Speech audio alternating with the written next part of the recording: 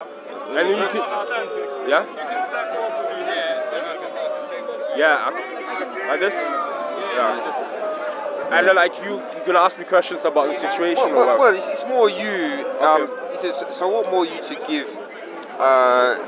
Remember you're saying that like the reasoning why you went to see Bob, and then. Yeah. Okay. Bro, keep it short, yeah? Yeah. Because I just got 28% left. Okay. Okay.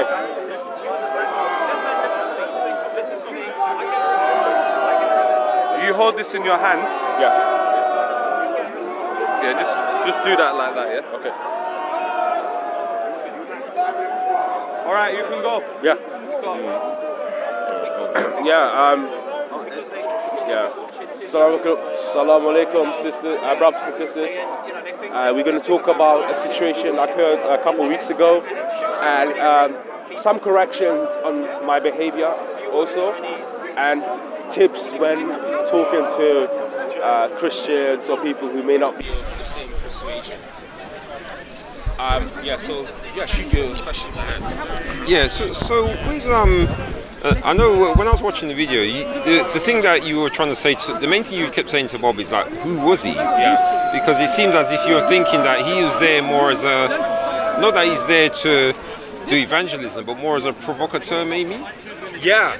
The question I was posing to Bob, it was not about me trying to belittle him, nor was it to figure out his home address. It was more like a spiritual question. I was like, who are you? Do you believe in the stuff that you spread out? It's very, what I believe was dangerous, the terrains that he's moving towards. So that's what the question was all about, really. Right. So when you went there, did you really feel that you could get like a normal conversation with him? Because I had previous conversations with him which were cordial and were civilized. But then there was like one moment, a particular situation I had with him, and which obviously is resolved now, talked about already. But at that time, I felt really hurt by the way he was displaying himself, and like also the way he was treating me. I felt it was strong. I felt it was not done in order to establish truth. Right. Well, when you're saying the way he was treating you, can you give any specifics about that? I mean, again, this is not to criticize who he is, but this is how I felt. Yeah. He was, he called me a liar. Right. We were talking about history, where there's interpretation in history. Yeah, because actually I was just wanting to go through each of them. So when he said, because one thing that whenever I'm speaking to anyone, like a Muslim or Christian or whoever, if I'm ever going to say someone's lying, I always take it as a very serious thing. So I'll make sure that I have my information there first before I say they're lying. I can give you the example. So he called me a liar because I said that the Janissaries, who were a special class amongst the Ottomans, that the Janissary project was not necessarily a project that was propagating slavery, but it was a bit more nuanced than that. There was people and families in the Balkan area who weren't too fond of Ottomans coming to their house and taking kids as soldiers and educating them. Yeah, and they take the little girls as well, isn't it? The Janissary was particularly focused on boys. Oh, the boy. However, for some people, it was a form of social mobility, and that's all I was saying to him. And he said, and there was even someone in the audience who was like, "Yeah, he's right. Like, it's not true what you're saying, Bob." And then he calls me a liar in front of everyone, and then he was getting frustrated about it. And I said, "Why are you calling me a liar? This is just an interpretation of history that you don't have to agree with, but like calling me a liar, that's an attack on my character, and I've never treated you in that way before." Yeah. So when he said to you you're a liar, did he then give a reason? No. Yes. He said to me, "You're a liar because the Janissaries were slaves." and that the Ottomans were engaged in systematic slavery because of it. And he didn't bring a reference to show what he said. I can't remember anything. No. Yeah, because he sees it. That's the thing. Because I remember this. It's only a few times I've said to someone that they're lying, and whenever I've done that, I will then give them the reason and then read it out. So I make sure that I've actually got a text reference relating to why. He didn't produce any evidence in that time. It was, and granted, it was very heated. The conversation was quite heated. There was a lot of eyes on us. But that's what I'm trying to say is that we're here week in, week out, and I try to have a good relationship with people up there.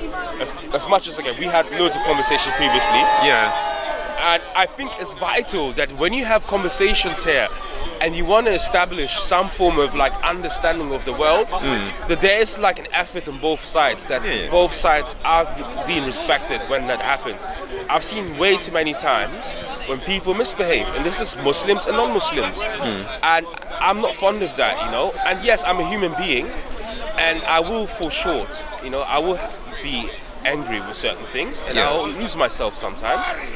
But I try not to, you know. I try to maintain my cool when I talk to people about Islam, and I think that's very important. Yeah, and I was going to say that the thing about it though is that with Bob being the Christian, he's actually the one who should have been calming the conversation down. That should have been his job. So the fact when he's not doing that I'm just saying that is a problem. But you're Christian. You identify as Christian, right? Because the thing about it, the term Christian means it's just a Greek term for. Actually, I think it's either Greek or Latin, one of them. But it's for followers of Christ. And since I definitely do follow Christ, that's what I am.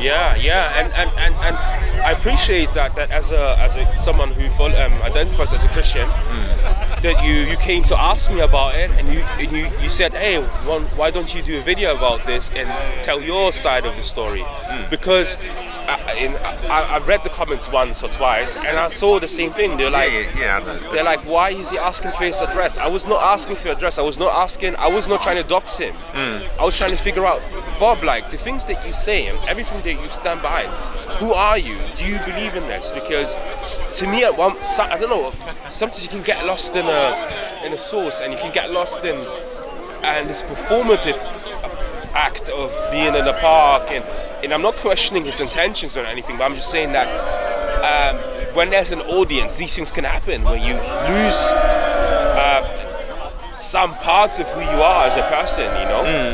Like I wish I had handled it slightly different, but I was a bit agitated, but by the language that he was using just before that, because he was talking about crusade history and about Christian what's it called, muscular Christianity and things like that. And I'm not saying that Christian let's forget the labels. I don't want anyone to be meek. I don't want anyone to be run over. I don't want people to be bullies and bullying other people. I don't want people to be taking the bullying, right? However, I think we live in very, very fragmented times, and we live very dangerous times where there's constantly someone trying to do something crazy to people because of who they are or where they come from. You know, in his comment section, I saw some crazy things, like someone saying like I'm ready to be martyred, or someone saying stuff like these immigrants, and like stuff like that. So that has absolutely nothing to do with like religion or spirituality. And Bob may or may not be aware of this, but he shouldn't be staring this fire, because a lot of bad can happen from this. But I was going to say though, you know, you use the word martyr. That is one of the most misused words, the Greek words, like ever, as far as I can see. Because when you look in the Bible, there's a part where Jesus says about a certain person who's one of his followers, and he says, "My faithful martyr." And when you look up the word, what martyr means, it means witness. Wow. So I didn't know that. See, this is the thing. So this is the way the word has been so distorted. And the big problem is that it's the Christians themselves who are doing most of the distortion. And so martyr means witness. So when you read what Jesus is saying, he's talking about this person being a witness of him. Because this person hadn't died yet. So martyr isn't to do with dying, it's actually to do with witnessing. So you're a martyr when you're alive, not when you die. Interesting, because I think martyr, the way we understand it, and I wouldn't say that's exactly a one-to-one translation to the Arabic word of shaheed, but shaheed means oh my God. Shaheed also means witness. Right. And that's what they use. Right. Yeah, Okay. yeah, it also means witness. Right. It's interesting that there's a cross relation between the two. And the witness here, a shaheed is someone who and you're right, it's not necessarily to do with dying. No. You could be a martyr whilst you're in the bed. You could be a martyr dying in your dying bed. So we describe martyrdom is in Islam is described quite broadly. So a martyr is someone also who, for example, if he was to die in a fire. Oh yeah, Right? Or someone who drowns. Like earthquake, I think it mentioned. Earthquake, Yeah. right? So it's quite broad, but but death and being killed, it's not necessarily always the component. Because when we think of martyr, we think of battles and we think of sacrifice. But it's quite interesting that the words are very similar. I would just say this. Look, I'm here. People know me. I've been coming here for a while. It's not an act, the way I behave and the way I try to present myself. I have weaknesses, and that was a learning lesson for me when I talked to Bob. To remain calm. And if I disagree with someone or if I feel hurt about something, and I've learned this lesson this week as well on a professional level. And clearly there's something that I have to work on. That I do have outbursts sometimes. But predominantly I'm a very calm person. But I just think it's just like when there's injustice, that really hurts me sometimes. Yeah, because what I was going to say is that the people who see some of my videos on my channel, they know that from what I sometimes I've gone onto Soko's channel and I've written, every time I see someone praising either Hatton or Bob, I'll write a comment under it and I'll literally go down the comment doing that.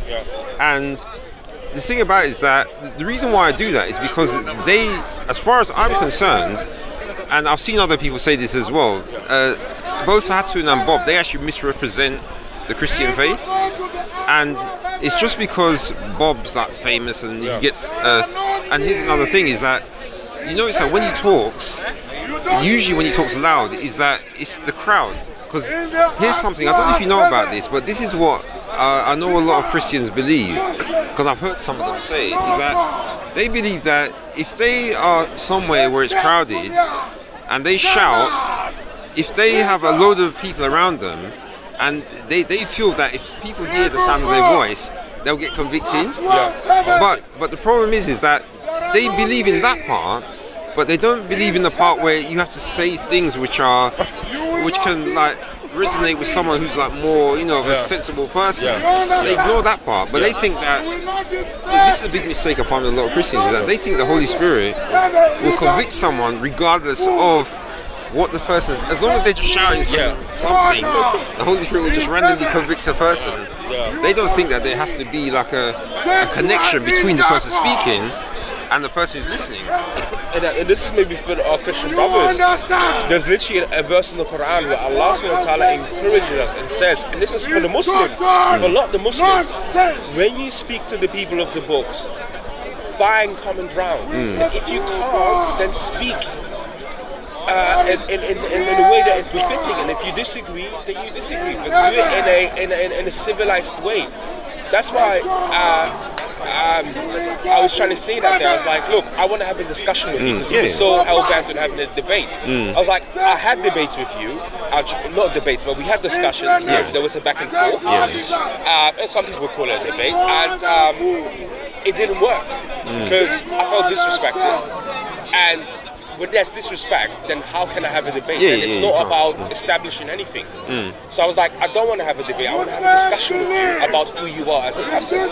Because to me, it seems as if you are portraying something here that I do not know if it's really the real Bob. Because when I talked to him off camera, and he's talked to me off camera. It seems slightly different. The dynamics changed slightly different. Like, and I was interested, and I was like, and I said to him, I was like, you see the way you talk right now to me. If you had the intention of turning around people, like this would work way more than the rating and the talking down on people. But again, no one is perfect. I'm not perfect. I'm not trying to like dig at him. We solved that issue already. But this was just sort of like my comeback to explain to the people really what happened that day and how I felt. And I wish that I have taken a different approach.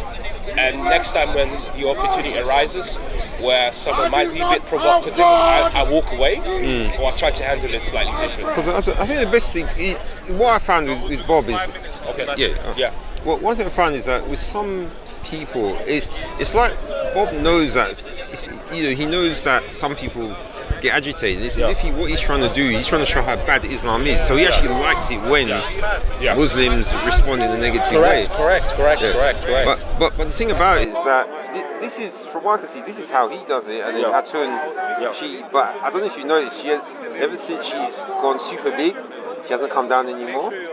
So it's almost as if that once she got the big fame and all that, she doesn't feel like coming out in the cold like us. To be honest, and Bob that day was asking me about Hatun. I have a life to live, so I don't keep up with what Hatun does.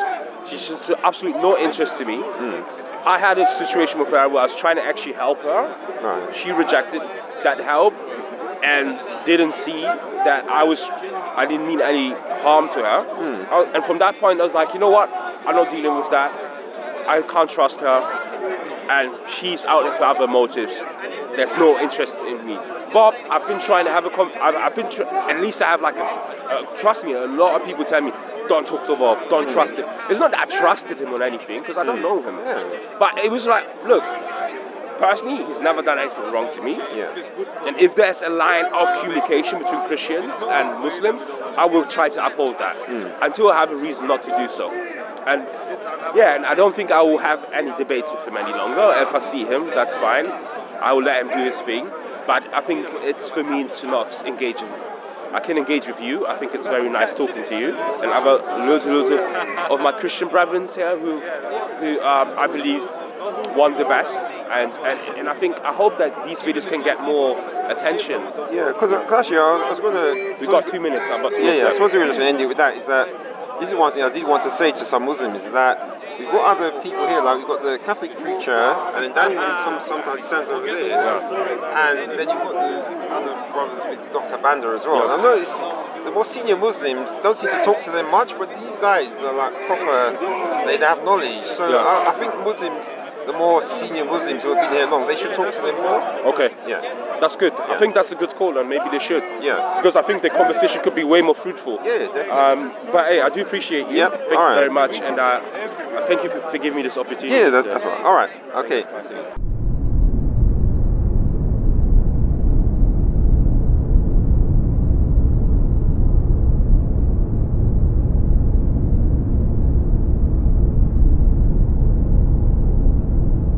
Israelites will return to take down Islam.